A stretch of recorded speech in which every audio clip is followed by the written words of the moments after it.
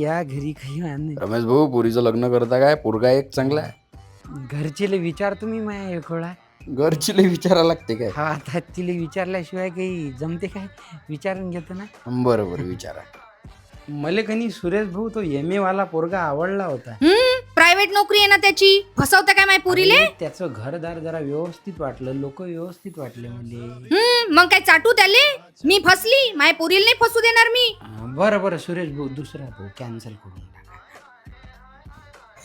पाहिजा glass बुडवसान त्याच्यात. अरे मी उष्ट डुबवण काय त्याच्यात, मला समजत नाही काय लहान आहो काय मी. काही नाही समजत. तसेच झाले मला 2 लेकरं.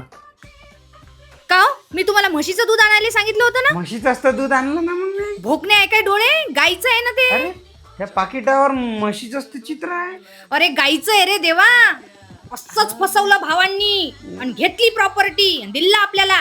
सडलं घर. काय नशीब फुटलं माय देवा, बरबाद झाली मी. अरे जाऊ दे ना, आता कायले बोलून राहिली. बनवून घे ना त्याचं, म्हशीचं तर म्हशी, गाईचं तर गाईचं. तर जाय बरं बनवून घे बरं.